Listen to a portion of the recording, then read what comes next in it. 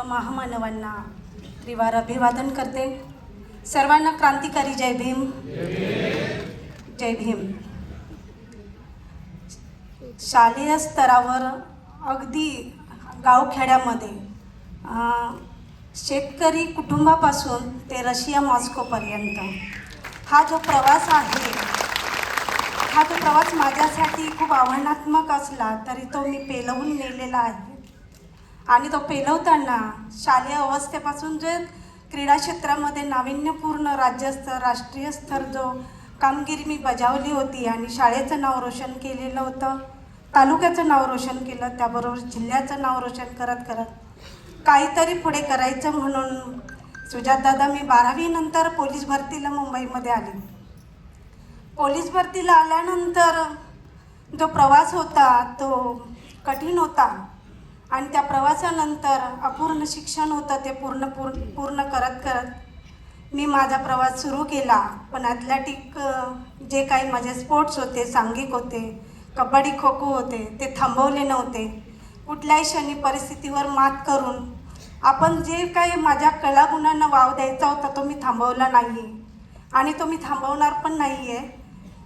ह्यापुढे जो काही प्रवास होता त्यानंतरचा तो प्रवास मी संविधानाला घेऊन मी तो प्रवास खेचत नेला आणि मी छोटी मोठी का होईना खूप ठिकाणी प्रयत्न केले, पण त्या ठिकाणी सिलेक्शन जरी झालं नाही तरी मी तिथे थांबली नाही. जी काही काम करण्याची संधी भेटली त्यामध्ये मी माझी ते काम करत राहिली आणि माझ्या खेळाला कधी विश्राम दिलेला नाही. माझी नेहमीची सराव चालूच होता आणि हा सराव करत असताना अनेक मुलांना घडवणं.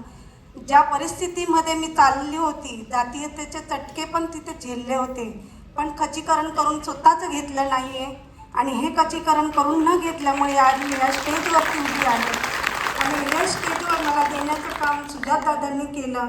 मी शतशः सुजातदादांची मी ऋणी आहे.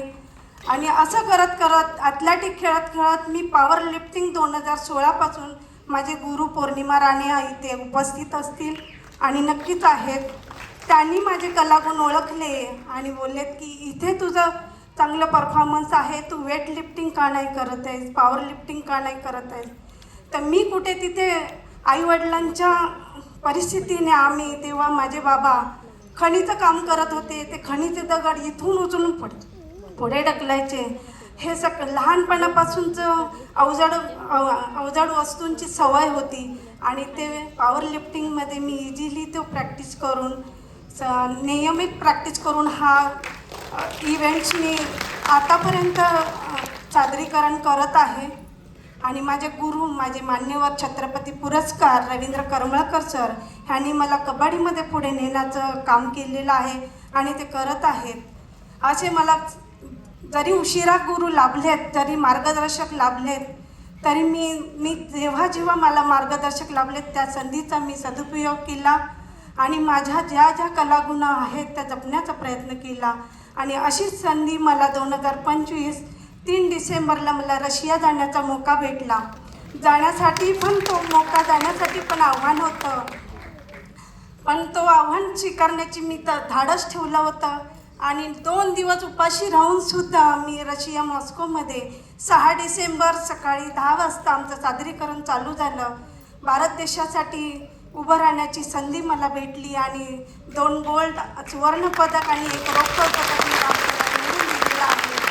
आणि हेच सांगायचं आहे की कितीही खच्चीकरण कोणी केलं, कितीही खेळाडूंवरती या महाराष्ट्रामध्ये सुजातदादा नक्कीच कोणी इतकंसं मार्गदर्शन भेटत असलं तरी पण त्या खेळाडूकडे बघण्याचा दृष्टिकोन जो आहे तो माझ्या दृष्टीने तो पुरेसा नाही आहे. कित्येक फायली पडलेल्या आहेत, त्या फायली कधी पूर्ण होण्याचं मी बघितलेलं नाही. आज माझ्याही फायली तिथे पडलेल्या आहेत. मी म्हणत नाही, पण मी इतर खेळाडूंना त्या फायलीवर काढण्याचा मी नक्कीच प्रयत्न करणार आहे आणि तो माझा पाठपुरावा मी आता 3 तारीख आज झाली, मी उद्यापासून तो पाठपुरावा मंत्रालयामध्ये माझा चालू होणार आहे की मी थांबली म्हणून माझ्या इतर खेळाडू थांबता नये आणि मी जे कोचिंग करत आहे ते माझ्या इतर खेळाडूंना घडवण्यासाठी करत आहे. आज 2023-24 पासून मला क्रीडा भारती अंतर्गत जे काही क्षेत्रामध्ये पारंपरिक आपल्या महाराष्ट्रातले जे पारंपरिक खेळ आहेत ते पारंपरिक खेळ कुठेतरी जोपासण्याची संधी भेटली आहे आणि ती संधी भेटली त्या संधीचं सोनं करण्यासाठी मी सिंधुदुर्ग जिल्हा परिषद जेवढ्या पण शाळा आहेत त्यांचं सर्वेक्षण करून त्यातून खेळाडू कबड्डी खो खोचे आम्ही निवडक खेळाडू निवडण्याचं काम आता आमचं चालू आहे आणि अशा या जिल्ह्यांमध्ये तर त्याच जिल्ह्यामध्ये नाही तर पूर्ण महाराष्ट्रातल्या जिल्ह्यांमध्ये आम्ही ह्या शाळेतून जाऊन आपले खेळाडू निर्माण करून जे पारंपरिक खेळ आहे ते जपण्याचा आम्ही प्रयत्न करणार आहोत आणि हे प्रयत्न करत असताना आपले सर्वांची साथ सोबत आणि आशीर्वाद माझ्यासोबत राहू द्या आणि मला ह्या सन्मानाला या भारत देशासाठी आज बाबासाहेबांचा महापरिनिर्वाण दिन होता. एका बाजूला आमचा महापरिनिर्वाण दिन होता आणि एका बाजूला मला आनंदाचा दिन होता कारण मी भारतासाठी खेळते. हा आनंद माझ्यासाठी वेगळा होता आणि हा आनंद मी इतर खेळाडूंना पण देणार आहे याची मी ग्वाही देते आणि मी इथेच थांबते. मला इथे बोलण्याची संधी दिली.